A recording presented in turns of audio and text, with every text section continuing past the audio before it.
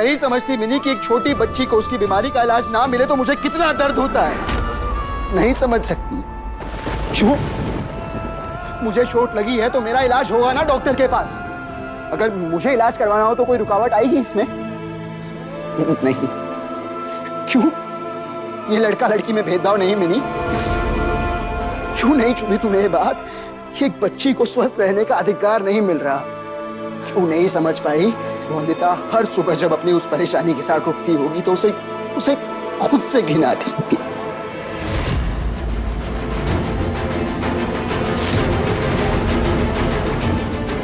कितना डर लगता होगा उसे सबका सामना करने में।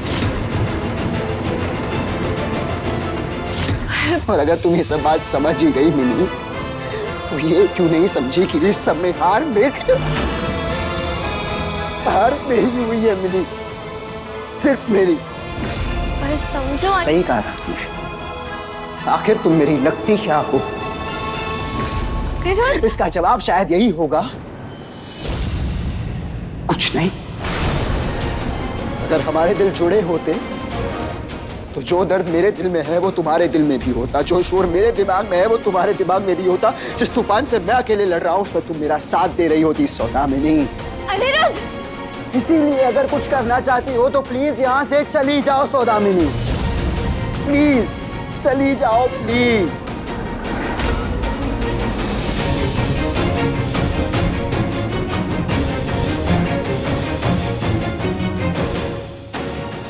तुम नहीं जानती तुम मेरे लिए क्या हो। बताओ, समझ जाऊंगी।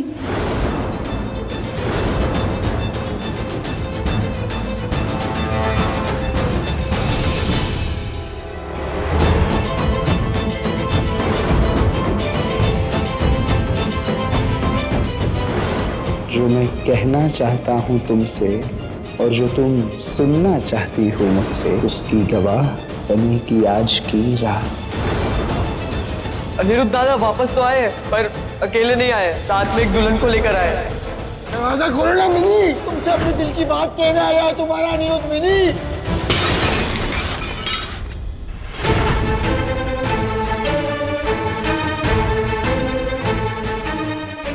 मदद के लिए थैंक यू, पर तुम्हें जाना चाहिए।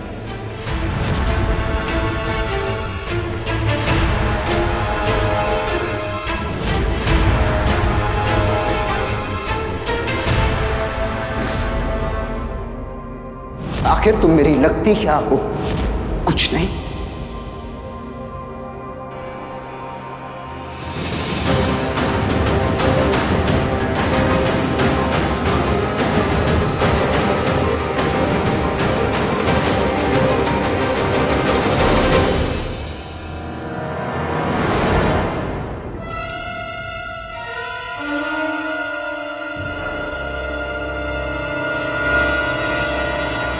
नहीं माना अनिरुद्ध दवाई लगाने।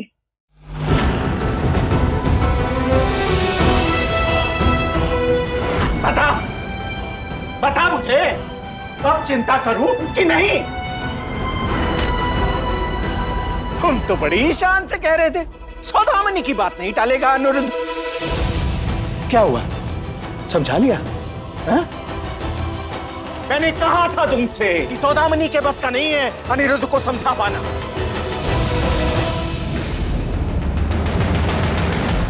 आप जानते तो हैं। मैं बस इतना जानता हूं बिनोय कि अनिरुद्ध दर्द में है, उसका खून बह रहा है और मैं उसका काका, तुम उसके पिता, और ये क्या कह रही थी, परी दीदी, हम में से कोई कुछ नहीं कर सकता उसके लिए। दा, हर बार सौदामिनी को दोष देना ठीक है क्या? जिसके कारण ये सब कुछ हुआ है उसे तो आप कुछ कहते ही नहीं।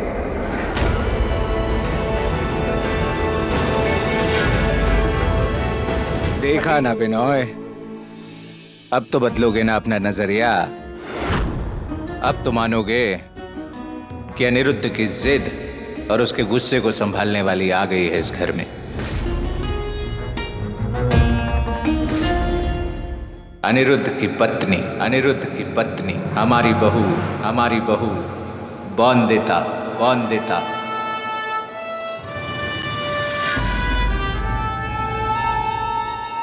इतनी छोटी है वंदिता, पर कितनी समझदार है। कितनी आसानी से मुझे बता दिया कि मैं गलत था और वो सही। वो नहीं बड़े मालिक। जमींदार कभी रोते देखे हैं? क्षमा कीजिए बड़े मालिक, आपकी आंखें गीली देखी तो। अरे वो तो खुशी में भी आंख छलक आती है ना कभी कभी। आज बौंदिता ने वो कर दिया जो इस घर का कोई बड़े से बड़ा नहीं कर पाया। आज तक हम सोचते थे लड़की बदमाश और शरारती है। खाना नहीं मिलेगा तुम्हें। खाना नहीं मिलेगा तो भूख से मर नहीं जाऊंगी मैं। लड़कियों को जुबान और भूख दोनों पे काबू रखना चाहिए, इसी में उनकी भलाई है। जब लड़का लड़की और पति पत्नी बराबर है एक दूसरे के लिए, तो सिर्फ लड़की ही क्यों रहे चुप, लड़की ही क्यों रहे भूखी? ऐसा क्यों? लड़के नहीं रोते, लड़कियां ही रोती हैं।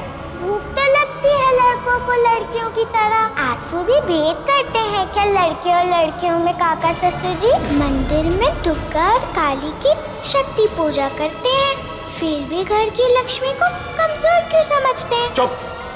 तर्क कुतर्क करना बंद करोगी तुम कभी? मैंने कब कहा तुमसे ये कपड़े पहनने के लिए? पति के पीछे पीछे चलने को धर्म कहा था ना। जुबान इतनी चलती है तुम्हारी, दिमाग क्यों नहीं चलाती? पर आपने पहले तो दिमाग चलाने के लिए मना किया था ना। आदर्श बहू वाले कोई गुण है उसमें? हाँ है। नहीं है।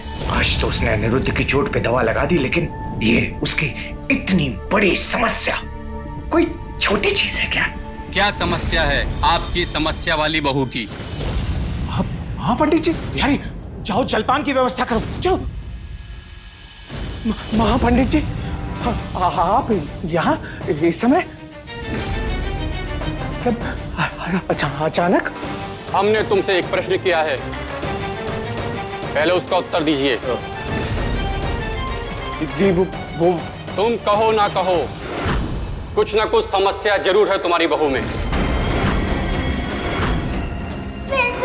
गीला कर दिया मैंने। अरे हम तो पहले ही भाग गए थे जब पहली बार मिले थे उससे। कौन हो तुम? मैं बट्टू का दोस्त हूँ। अच्छा, तुम वो पोस्टमास्टर साहब जो तबादला होकर यहाँ आए हैं, उनके बेटे गोगोल हो क्या? वो हाँ वही।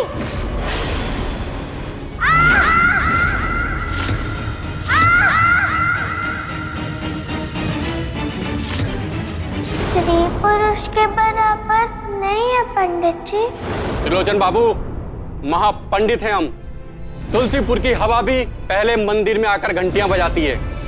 तुम्हें क्या लगा तुम हमें कुछ नहीं बताओगे? तुम्हें पता नहीं चलेगा?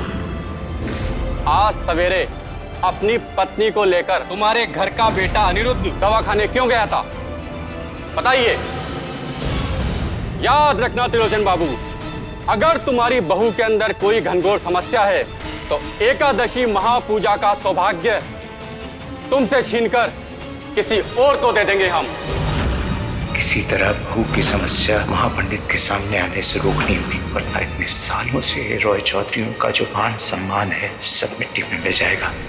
नहीं महाराज, ऐसा अनर्थ मत कीजिएगा। आप अंदर आइए प्रभु, अंदर आइए। पर त्रिलोचन दा हमारे बड़े भाई हैं। कल को समाज में हमारे बड़े भाई का सर अगर शर्म से झुकेगा तो फर्क पड़ता है हमें सौदामनी। उस लड़की की वजह से त्रिलोचन दा से महापूजा का सम्मान छिन गया तो कितना दुख पहुंचेगा उन्हें। त्रिलोचन दा की भावनाएं जुड़ी हुई हैं इस महापूजा से, और उनकी भावनाओं को बिल्कुल भी चोट नहीं पहुंचा सकते हैं हम। और वैसे भी महापूजा होगी तो रॉय चौधरीयों का सम्मान नहीं बढ़ेगा क्या?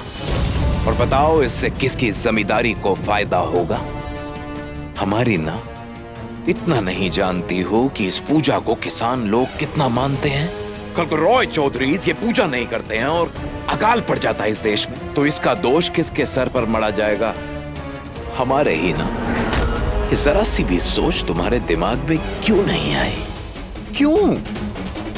सॉरी अंकल, बंदिता को अनिरुद्ध की जिंदगी से जल्द भगाने के चक्कर में अपने दिमाग पर काबू नहीं रहा। सौदामिनी, ये समय चोट पहुंचाने का नहीं है।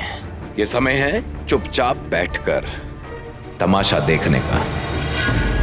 और मुझे पूरा विश्वास है कि बंदिता की इस बीमारी का कोई इलाज नहीं है। तुम देखना, एकादशी तक अनिरुद्ध बंदिता की इस बीमारी को नहीं ठीक कर पाएगा और फिर शर्त हार कर उसे बंदिता को हमेशा के लिए उसके गांव छोड़कर आना ही होगा। और फिर तुम आओगी हमारे घर में, हमारे परिवार में, रॉय चौधरीज की बहू बनकर।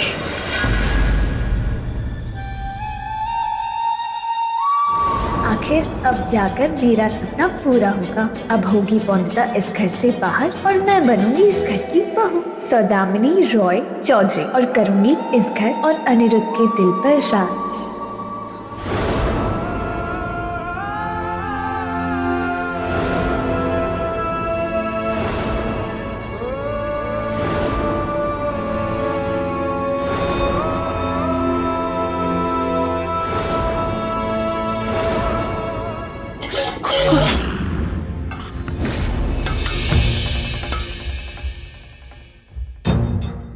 चोर घुसाया क्या? 1000 बार बोला है ये बिहारी को दरवाजा ढंग से बंद किया करो। ये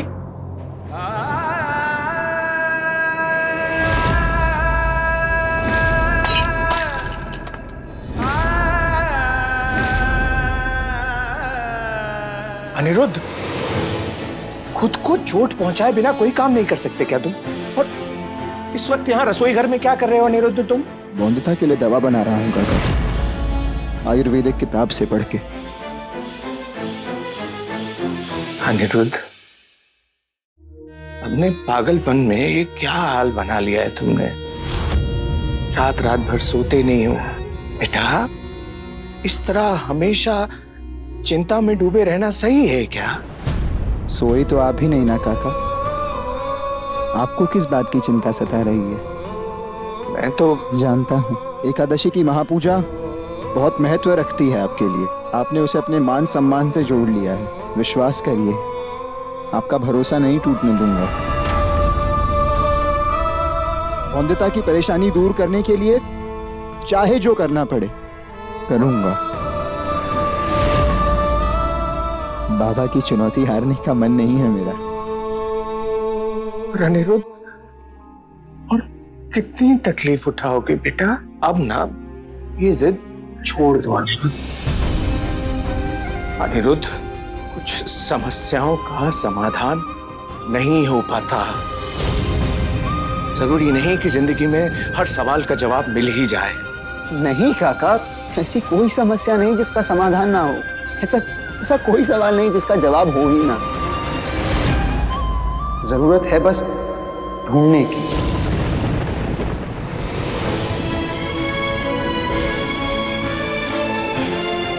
पता है ये बात किसने कही थी मुझसे? मैंने? बंदिता ने। आप तो जमींदार हैं, आपसे कोई सवाल पूछता ही नहीं, तो आप तो जवाब ढूंढ लेंगे भला।